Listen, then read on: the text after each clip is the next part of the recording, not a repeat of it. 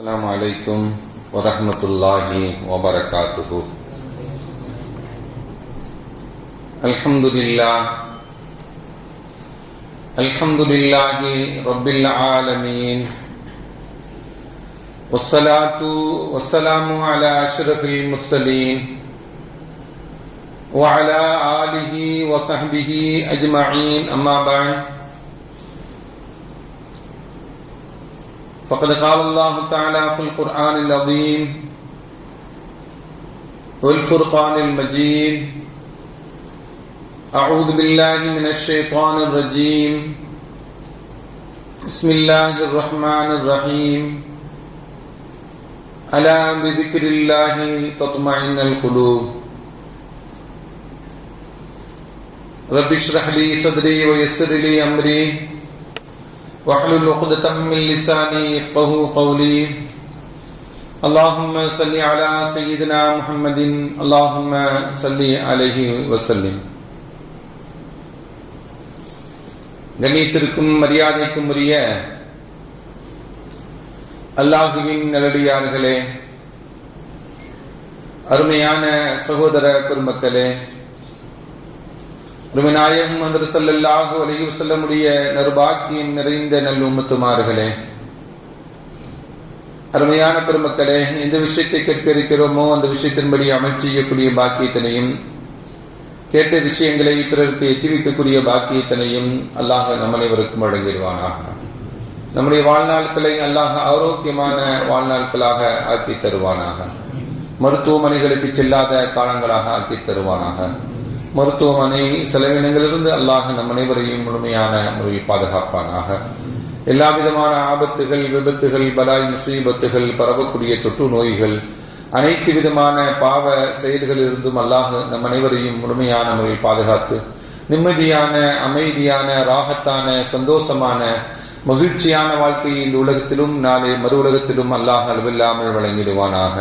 நம்முடைய ஹலாலான ஹாஜத்துகள் அனைத்தையும் அல்லாஹ் நிறைவேற்றி தருவானாக என்று இந்த நல்ல நேரத்தில் துஆ செய்து துவங்குகிறேன். அருமையானவர்களே,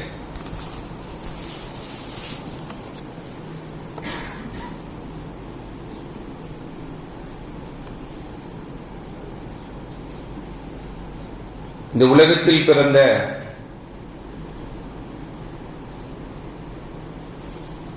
மனிதர்கள் எந்த மனிதருக்கும் கவலை இல்லாத வாழ்க்கை இல்லை. பிறப்பு முதல் இறப்பு வரையும் உன்னுடைய வாழ்க்கை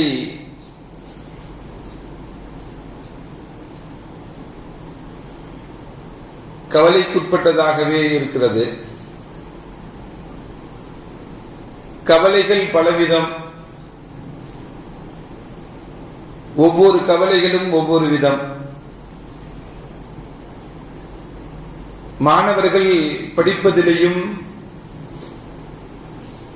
படித்து தேர்வுகள் எழுதுவதிலும் அவர்களுக்கு கவலை. படித்து முடிச்சு நல்ல மார்க் வாங்கி நம்முடைய தேர்வுகளை வெற்றி பெற வேண்டும் என்ற கவலை மாணவர்களுக்கு இருக்கிறது. பள்ளிக்கு கல்வியை முடித்தவர்கள் கல்லூரி முடித்தவர்கள் நல்ல பட்டம்லாம் வாங்கின பிறகு நல்ல வேலை கிடைக்கணும்னு சொல்லி கவலை வந்துடும்.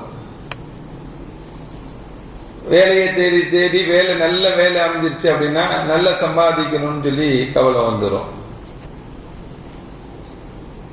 நல்ல சம்பாதிக்கணும் சொல்லி சுத்துவான், கவலைப்படுவான். நல்ல சம்பாத்தியம் கிடைத்தவுடன், நல்ல செட்டில்மெண்ட் ஆனவுடனே நல்ல மனைவி கிடைக்கணும்னு நினைப்பான். நல்ல குடும்பம் கிடைக்கணும், திருமணம், நல்ல மனைவி அமைந்து திருமணம் நல்லபடியாக முடிஞ்சிருச்சு அப்படின்னா நல்ல குழந்தை பிறக்கணும்னு நினைப்பான். நல்ல குழந்தை பிறக்கிறதுல உண்டான அந்த கவலை அவனுக்கு. நல்ல குழந்தை பிறந்த உடனே குழந்தை வளர்ந்து திரும்பி அவன் படிக்கணும், அவனுக்கு வேலை. இப்படி உலகத்தில் மனிதன் வாழக்கூடிய எல்லா நிலைகளிலையும் கவலைப்பட்டுக்கிட்டு தான் இருக்கிறான். கவலை என்பது எல்லோருக்கும் இருக்கக்கூடியதுதான். பிறப்பு முதல் மரணிக்கும் வரையும் கவலை என்பது இருந்து கொண்டுதான் இருக்கும்.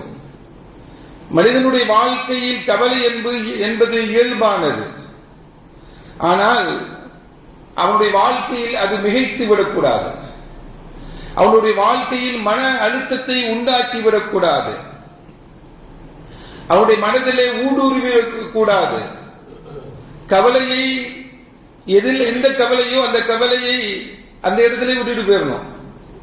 வெளியுள்ள பிரச்சனைகளை வீட்டுக்கு கொண்டு வரக்கூடாது, வீட்டில் உள்ள பிரச்சனையை வெளியே கொண்டு வரக்கூடாது. அந்தந்த இடங்களில் அந்தந்த கவலைகளை விட்டுட்டு அடுத்தடுத்த கடத்துக்கு போயிடணும். அந்த கவலைகள் மிகைத்து அவனுடைய உள்ளங்களில் ஊடுருவி ஆயிடுச்சுன்னா அவனுடைய வாழ்க்கையில் தடுமாற்றம் ஏற்பட்டு விடுகிறது. அப்படி தடுமாற்றம் அவனுடைய வாழ்க்கையில் ஏற்பட்டு விடும் என்றால் அவன் ஒரு தவறான முடிவுக்கும் வந்து விடுகிறான். அந்த மன அழுத்தத்தினுடைய உச்சக்கட்டம் தான் தற்கொலை என்ற நிலைக்கெல்லாம் ஆளாக்கப்படக்கூடிய நிலைகள் எல்லாம். அல்லாஹ் பாதுகாக்க வேண்டும். அருமையானவர்களே, இதையெல்லாம் சொல்லுவதற்குண்டான காரணம் என்ன அப்படின்னா, சமீபத்தில் நடந்த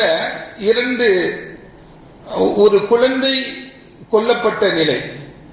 இன்னொன்னு, இந்த எஸ்ஐஆர் சம்பந்தமாக கள்ளக்குறிச்சி மாவட்டத்தில் ஒரு பிஎல்ஓ மன அழுத்தம் தாங்க முடியாமல் ஷாஹிதா என்ற ஒரு பிஎல்ஓ என்ன பண்ணாங்க, தற்கொலை செஞ்சுக்கிட்டாங்க.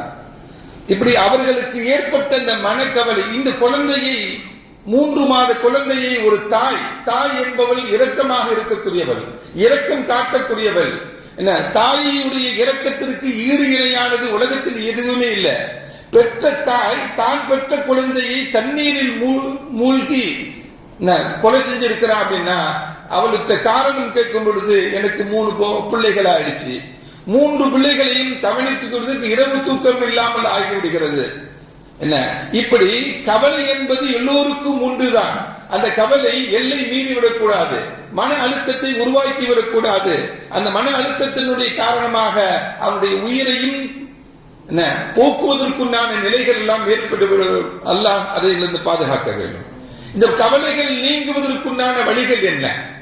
நிம்மதி எங்கதான் கிடைக்கும், எப்படி கிடைக்கும் அப்படின்னா, மன நிம்மதி கிடைப்பதற்கு மார்க்கம் எத்தனையோ வழிவகைகளை சொல்லித் தருகிறது. மனிதன் நிம்மதியை தேடி எங்கெங்கேயோ போறான்.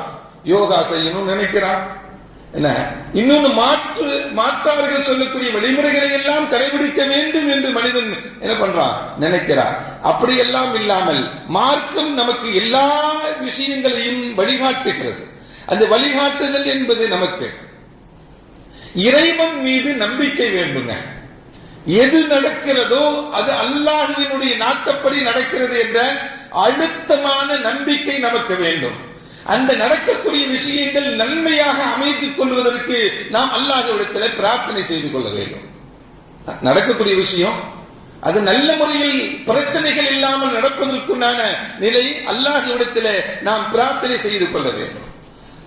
நிம்மதி எங்கிருந்து கிடைக்கும்? நிறைய சம்பாதிப்பதன் மூலமாக கிடைச்சிடுமா அப்படின்னா, நிறைய சம்பாதிக்கக்கூடியவர்கள் தான் தற்கொலை செய்யக்கூடியவர்கள் அதிகமானவர்கள்.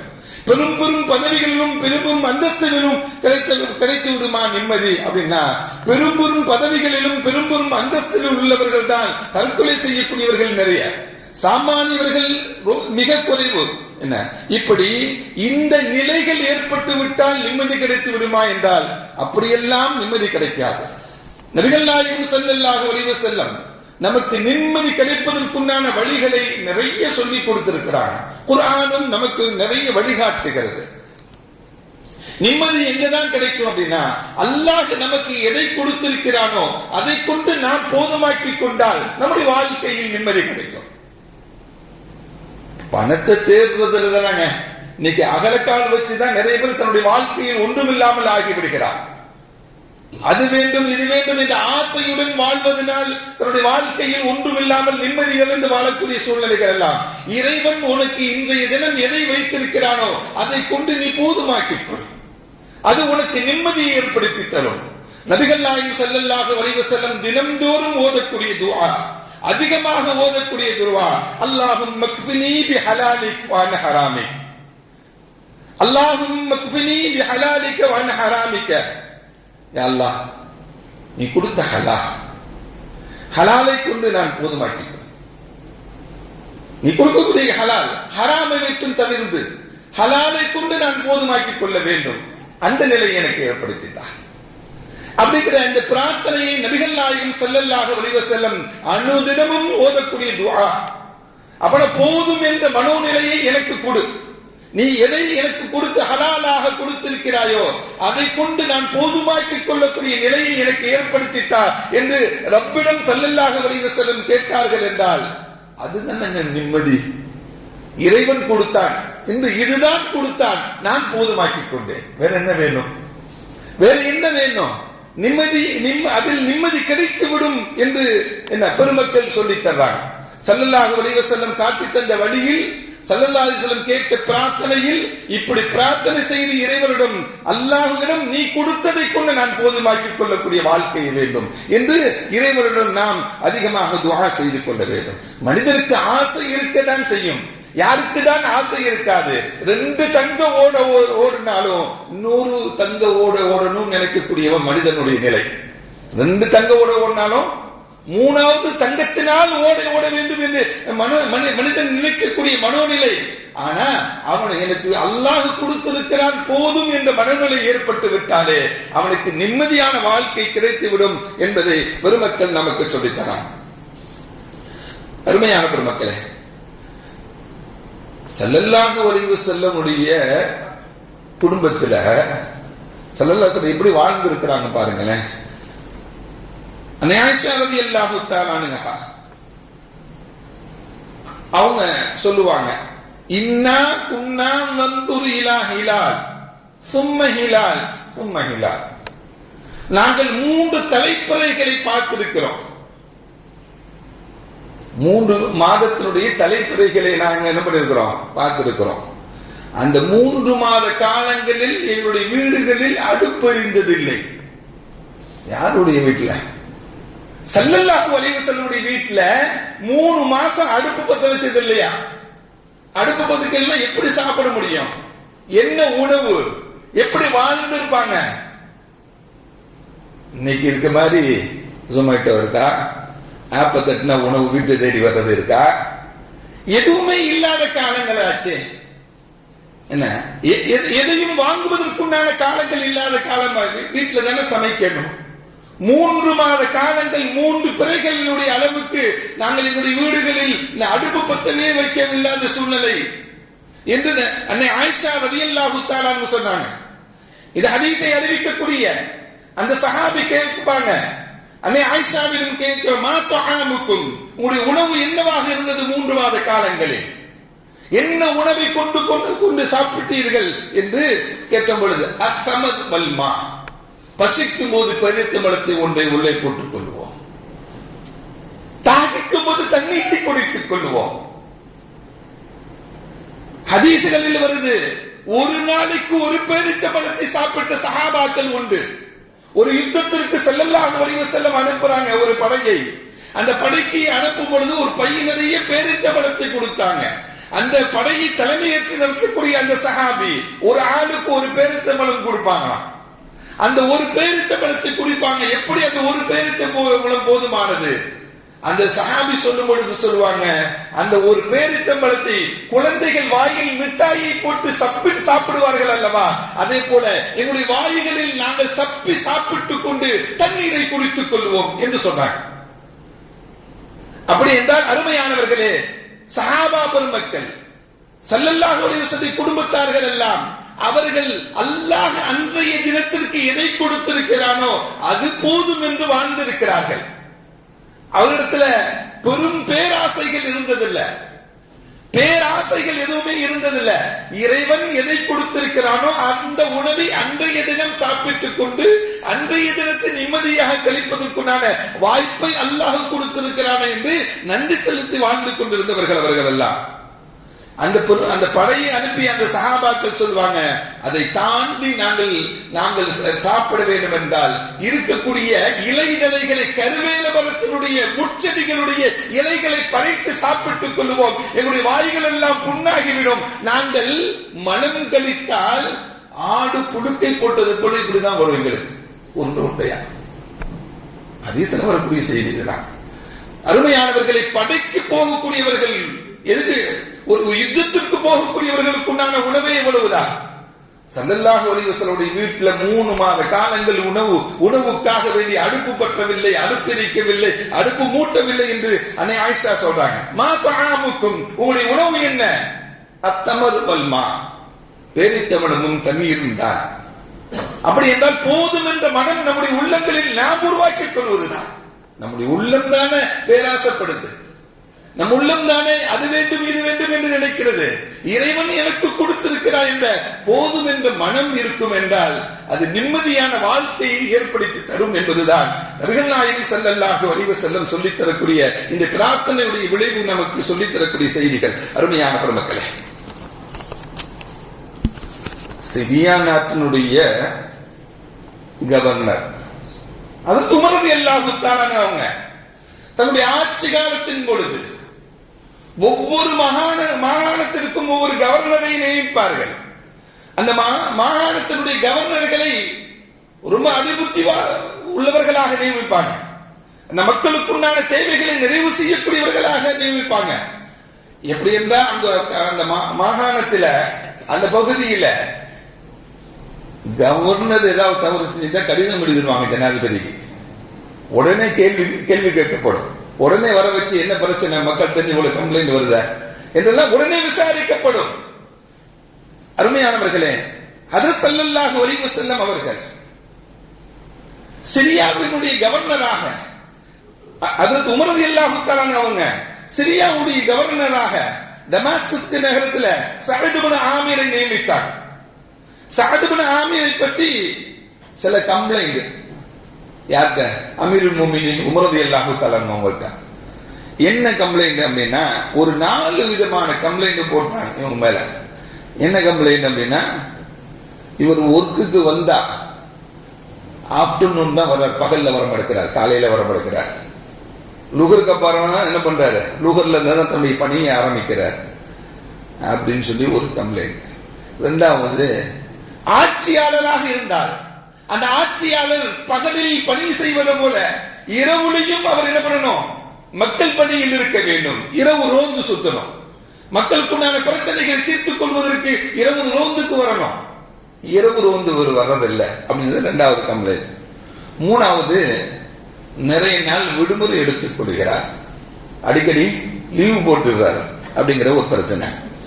அதுக்கடுத்து எங்களிடம் ஏதாச்சும் உபதேசங்களையோ எதையோ பேசி அவர்கிட்ட போய் பேசியிருந்தா திடீர்னு மயக்கடிச்சு விழுந்துடுறார். இப்படி 3-4 பிரச்சனைகளை சொல்லி உமர் ரலியல்லாஹு தஆலா அவங்களுக்கு அனுப்பிடுறார். அதில் உமர் ரலியல்லாஹு தஆலா சஅத் இப்னு ஆமிரை அழைத்து விசாரிக்கிறாங்க. சஅத் இப்னு ஆமிர் ரலியல்லாஹு தஆலா அவங்க, நான் இதை வெளியே சொல்லக்கூடாதுன்னு என்னுடைய வாழ்க்கையில் யாருக்கும் தெரிவிக்க கூடாது என்று முடிவு செய்திருந்தேன். பிரச்சனை வெளியே வந்த பிறகு பதில் சொல்லாமல் எப்படி இருக்க முடியும்? அமீருல் முஃமினீன் கேட்ட பிறகு அதற்கு பதில் வெளிப்படுத்தாமல் எப்படி இருக்க முடியும் என்று பதிலை வெளிப்படுத்தினாங்க. என் குடும்பத்துக்கு வேலையாட்கள்லாம் கிடையாது, என் குடும்ப வேலையை நான் தான் செய்ய வேண்டும், குடும்பத்தினுடைய தேவைகளை நான் தான் நிறைவு செய்ய வேண்டும். குடும்பத்திற்குண்டான எல்லா வேலைகளையும் செய்து முடிப்பதற்கு மதியம் ஆகிறது. மதியத்திலிருந்து இரவு வரையும் என்ன பண்றேன், மக்கள் பணியை செய்து கொள்கிறேன். அதுக்கப்புறம் 2வது சொன்னாங்க, இரவு ரோந்து இல்ல, பகல் முழுவதும் மக்கள் பணியையும் இரவு முழுவதும் இறை வணக்கத்தில் ஈடுபாடுகளையும் நான் என்னுடைய பழக்கமாக ஆக்கிக் கொண்டேன். பகலில் நஃபிலான வணக்கங்கள்லாம் என்னையாட்டு வணங்க முடியல, அதுக்குண்டான நேரங்கள் இல்லை. இரவில் தான் இறைவனை வணங்குவதற்கு உபரியான வணக்கங்களை வணங்குவதற்கு எனக்கு வாய்ப்புகளும் சூழ்நிலைகளும் ஏற்படுகிறது. அந்த நேரத்தில் நான் இறைவனை வணங்குவதற்கு இறைவை நான் என்ன பண்றேன், நான் பயன்படுத்திக் கொள்கிறேன். அடிக்கடி லீவு என்ன அப்படின்னு கேட்ட பொழுது எனக்கு இருப்பது 2 ஆடைகள் மட்டும்தான் இருக்கின்றன. ஒரு ஹலீஃபா, ஒரு கவர்னர், ஒரு மாகாணத்தினுடைய ஹலீஃபா. இன்னைக்கு கவர்னருக்கு எத்தனை கோடி செலவாகுது தெரியுமா மாசத்துக்கு? என்ன ஒரு ஸ்டேட்டினுடைய ஒரு மாநிலத்தினுடைய கவர்னருக்கு என்னென்னலாம் இருக்கு? 2 ஆடைகள் மட்டும்தான். அந்த 2 ஆடைகளையும் மாற்றி மாற்றி துவைத்து சுத்தம் செய்து உடுத்திக் கொள்வதற்கு நான் விடுமுறை எடுத்துக் கொள்வேன். அந்த விடுமுறை எடுத்துக் கொள்ளக்கூடிய காலங்கள் தான். வேற எதற்காக வேண்டிய நான் விடுமுறை எடுத்துக் கொள்வதில்ல. துவைச்சு போட்டுட்டா உடுத்திக் கொள்வதற்கு ஆடு கிடையாது, மாற்று ஆடைகள் கிடையாது. அந்த 2 ஆடைகளையும் நான் என்ன பண்ணுவேன், ஒரு ஆடை உடுத்திக்கிட்டு ஒண்ணு துவைப்பேன், அது காஞ்ச பிறகு இதை உடுத்திக் கொள்வேன். அது வாரத்துக்கு ஒரு நாள் தான் நடக்குது. அது அந்த நாட்களில் நான் விடுமுறை எடுத்துக் கொள்கிறேன். வேற எதற்காக வேண்டி நான் விடுமுறை எடுத்துக் கொள்வதில்லை என்று சஅத் இப்னு ஆமிர் ரலியல்லாஹு தஆலா அன்ஹு சொன்னார். அருமையான பெருமக்களே, இப்படி அடுத்து அடிக்கடி மயக்கம் ஒன்று வந்துடுறீங்களா? அது கேட்கும் பொழுது நான் இஸ்லாத்தை ஏற்றுக்கொள்ளக்கூடிய காலத்திற்கு முன்பு உள்ள காலங்களை எல்லாம் நான் சிந்தித்து பார்ப்பேன். சுபைப் ரலியல்லாஹு தஆலா அவர்கள் ஷஹீதாக்கப்பட்ட நிலையை நான் பார்க்கிறேன். நான் அப்ப முஸ்லிமாக ஆகல, நான் இஸ்லாத்தை ஏற்றுக்கொள்ளவில்லை. இஸ்லாத்தினுடைய ஆரம்ப காலத்தில் சுபைப் ரலியல்லாஹு தஆலா அவங்க கொடுமைப்படுத்தி தூக்கிலிடப்பட்டு அவர் ஷஹீதாக்கப்பட்ட அந்த காட்சி எனக்கு அடிக்கடி நினைவுக்கு வரும். அவரை காப்பாற்றுவதற்கு அந்த சமயத்தில் நான் இருந்து அவரை என்னால் காப்பாற்ற முடியவில்லையே என்ற எண்ணங்கள் எல்லாம் எனக்கு அடிக்கடி வந்து விடுகிறது. அந்த குற்றத்திற்கு நாம் பாவியாக இருப்போமோ, ஒரு மனிதரை கொலை செய்வதற்கு நாம உறுதுணையாக இருக்கிறோமோ என்ற நினைப்புகள் எல்லாம் என்னுடைய உள்ளங்களில் ஓடும். அந்த நினைப்புகள் எல்லாம் வரும் பொழுது எனக்கு மயக்கம் ஏற்பட்டு விடுகிறது. அமீருல் முஃமினீன் அவர்களே அப்படின்னு சொல்லி தன்னுடைய நிலைப்பாடுகளை ஹஜ்ரத் சஅத் இப்னு ஆமிர் ரலியல்லாஹு தஆலா அன்ஹு சொல்வார். அருமையானவர்களே, ஹஜ்ரத் உமர் ரலியல்லாஹு தஆலா அன்ஹு அவர்கள் இந்த நிலைப்பாடு கேட்டு கண்ணீர் விட்டு அழுது சஅத் இப்னு ஆமிரை கட்டி ஆற தழுவி கட்டி சொல்லுவாங்க, அருமை தோழரே, இதே போல உங்களை போன்று உள்ளவர்கள் எல்லாம் தான் இந்த பூமி இயங்கிக் கொண்டிருக்கிறது, பூமி வந்து சுந்திக் கொண்டிருக்கிறது. உங்களை போல இருப்பதை கொண்டு போதுமாக்கி கொண்டு வாழக்கூடியவர்கள், பெரும் அரச பொறுப்புகள் இருந்தாலும் மிடுக்கான வாழ்க்கை வாழாமல் இருப்பதை கொண்டு வாழக்கூடிய உங்களை போன்ற யதார்த்தமான மனிதர்களால் அல்லாஹ் இந்த பூமியை இயக்கிக் கொண்டிருக்கிறார் என்று ஹஜ்ரத் உமர் ரலியல்லாஹு தஆலா அன்ஹு சொல்லுவாங்க. அருமையானவர்களே, இப்படிதான் வாழ்க்கையில் உயர்ந்த பதவிக்கு வந்தவர்களும் கூட என்ன இருப்பதை கொண்டு போதுமாக்கி கொண்டு வாழ்ந்தால் நிம்மதியான வாழ்க்கை கிடைக்கும், அமைதியான வாழ்க்கை கிடைக்கும் என்பதுதான் இந்த சஹாபிகளுடைய வாழ்க்கை எல்லாம் நாம் நம்முடைய வாழ்க்கைக்கு படிப்பையும் பாடத்தையும் ஏற்படுத்தி தருகிறது. இப்படி போதும் என்ற மனோநிலை ஏற்பட வேண்டும், போதும் என்ற சூழ்நிலைகளை நாம் அமைத்துக் கொள்ள வேண்டும். இப்படி வாழ்ந்து விட்டோம் என்றால் நமக்கு நிம்மதியான வாழ்க்கை கிடைக்கும். அதே போல நம்முடைய வாழ்க்கையில் நிம்மதி ஏற்படுவதற்கு அல்லாஹ் கதிரை முழுமையாக நம்ப வேண்டும். இறைவன் எனக்கு எதை கொடுத்திருக்கிறானோ அது எனக்கு கிடைக்கும், எதை இறைவன் எனக்கு தடுத்திருக்கிறானோ அது எனக்கு கிடைக்காது. இறைவன் கொடுத்தது போதும் என்ற நிலை ஒரு நிலையாக இருந்தாலும் இறைவன் கொடுத்தது மட்டும்தான் எனக்கு கிடைக்கும், இறைவன் தடுத்தது எனக்கு கிடைக்காது என்ற கலா கதிரை முழுமையாக நம்பக்கூடியவர்களுக்கு, முழுமையாக பற்றி பிடித்துக் கொண்டு வாழக்கூடியவர்களுக்கு என்ன இருக்காது? கவலை இருக்காது, நிம்மதி கிடைக்கும். நிம்மதி கிடைக்கும். எது நடந்தாலும் ஒரு நோய் வந்ததா இறைவன் கொடுத்தான், அதை பரிபூரணமாக அவன் அகற்றுவான். ஒரு பிரச்சனையா அந்த பிரச்சனையை இறைவன் ஏற்படுத்தினால் அவன் அகற்றுவான். இறைவன் மீது பொறுப்பு சாட்டுங்க, இறைவன் மீது பொறுப்பு சாட்டுங்க. அந்த இறைவன் மீது பொறுப்பு சாட்டும் பொழுது இறைவன் நமக்கு போதுமானவனாக இருப்பான், இறைவன் நமக்கு போதுமானவனாக இருப்பான். நபிகள் நாயகம் ஸல்லல்லாஹு அலைஹி வஸல்லம் அவர்கள் அதிகமாக இப்படி பிரார்த்தனை செய்வாங்க, லா மானி லிமா அஅதைத் வலா முஅத்தி லிமா மனஅத். ரப்பே, நீ தடுத்ததை யாரும் கொடுக்க முடியாது, நீ கொடுத்ததை யாரும் தடுக்க முடியாது, நீ கொடுத்ததை யாரும் தடுக்க முடியாது, நீ தடுத்ததை யாரும் கொடுக்க முடியாது என்று ஸல்லல்லாஹு அலைஹி வஸல்லம் ஒவ்வொரு வேளை தொழுகையிலையும் ஓதக்கூடிய துஆ அது. அப்படி என்றால் இறை நம்பிக்கை வேண்டும் என்பதுதான், இறைவன் மீது தவக்கல் வேண்டும் என்பதுதான். இறைவன் எனக்கு இதை இன்று கொடுத்தது இவ்வளவுதான், யாரும் தடுத்து விடவில்லை. இறைவன் கொடுத்ததை, இறைவன் தடுத்ததை யாரும் என்னால் கொடுத்து விட முடியாது என்ற முழு நம்பிக்கையும் யார் மீது வைக்க வேண்டும்? அல்லாஹ் மீது வைக்க வேண்டும். அது நோயாக இருந்தாலும் சரிதான், அது பிரச்சனையாக இருந்தாலும் சரிதான், அது பணங்காசுகளாக இருந்தாலும் சரிதான், அது ஒரு கவலையாக இருந்தாலும் சரிதான், ஒரு நிம்மதியாக இருந்தாலும் சரிதான், ஒரு மகிழ்ச்சியாக இருந்தாலும் சரிதான், யார் கொடுத்தது? அல்லாஹ் கொடுத்தது. அந்த மனோநிலை நமக்கு வர வேண்டும். அந்த மனோநிலை இருந்துச்சு அப்படின்னா நம்முடைய வாழ்க்கையில் கவலை என்பது இல்லை, வாழ்க்கையில் நிம்மதியும் சந்தோஷமும் தான். நபிகள் நாயகம் ஸல்லல்லாஹு அலைஹி வஸல்லம் ஒரு ஹதீஸ் சொல்வாங்க, ஒரு அடியான் அவன் பெற்றெடுத்த ஒரு குழந்தையை அல்லாஹ் உயிரை கைப்பற்றி விட்டான். இதா கபிலல்லாஹு இப்னுல் அப்து, ஒரு அடியானுடைய குழந்தையை அல்லாஹ் கைப்பற்றி விட்டான். அல்லாஹ் கேட்பானா மலக்குமார்கள்ட்ட, காலலில் மலாயிகா மா கால அப்தி மா கால அப்தி, அவனுடைய ஈரக்குலையை, அவனுடைய உயிரை கைப்பற்றி விட்டு வந்து விட்டீர்களே,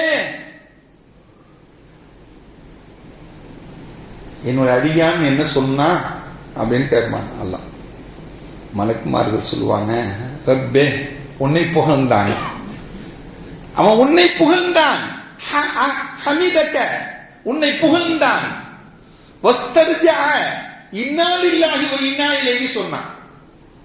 நாம் அல்லாஹ்வுக்குரியவர்கள், அல்லாஹ்வின் பக்கமே திரும்பி செல்லக்கூடியவர்கள் என்று இஸ்திர்ஜா செய்து கொண்டான் அவன் என்று மலக்குமார்கள் சொல்லும் பொழுது அல்லாஹ் சொல்லுவான், இவ்வளவு பெரிய துக்கம் ஏற்பட்டு, கவலை ஏற்பட்டு, பிரச்சனை ஏற்பட்டது கூட என்னுடைய அதிகம் புகழ்கிறானா? அவனுக்காக இப்னு லஹு பைத்தன் ஃபில் ஜன்னah, சொர்க்கத்தில் அவனுக்கு பெரும் மாளிகையை கட்டுங்கள். சம்மூஹு பைத்தல் ஹம்த், என்னை அவன் புகழ்ந்ததனால் கவலை ஏற்பட்ட பொழுது, துக்கம் ஏற்பட்ட பொழுது, பிரச்சனை ஏற்பட்ட பொழுது அவன் என்னை புகழ்ந்தான் என்றால் அந்த மாளிகைக்கு பைத்துல் ஹம்த், புகழும் இல்லம் என்று பெயரிடுங்கள் என்று அல்லாஹ் சொன்னான். புகழும் இல்லம். அருமையானவர்களே, இப்படி வாழ்க்கையில் நமக்கு ஏற்பட்ட பிரச்சனையை ரப்பின் மீது சாட்ட வேண்டும். இறைவன் நினைத்ததுதான் அவன் நடக்கிறது என்ற எண்ணம் கலா கதிரை முழுமையாக செயல்படுத்துவோம் என்றால் வாழ்க்கையில் நிம்மதிதான். நிம்மதியை தேடி எங்க போக வேண்டும்? அல்லாஹ்வை திக்ரில்லாஹ், அல்லாஹ்வை திக்ரில் தான், அல்லாஹ்வை நினைப்பதில் தான் மன நிம்மதி ஏற்படுகிறது. குர்ஆன் சொல்லுகிறது, அந்த திக்ரை, அல்லாஹ்வுடைய நினைவை எல்லா நிலைகளிலும் உள்ளங்களில் ஏந்தி வாழ்ந்தோம் என்றால் நம்முடைய வாழ்க்கையில் கவலை இல்லை, வாழ்க்கையில் நிம்மதிதான் ஏற்படும். அல்லாஹ் நம் அனைவருக்கும் அந்த உயர்ந்த நிலையை தந்த புரிவானாக. வஆகிரு தஅவானா அல்ஹம்துலில்லாஹி ரப்பில் ஆலமீன். அஸ்ஸலாமு அலைக்கும் வரஹ்மத்துல்லாஹி வபரகாத்துஹு.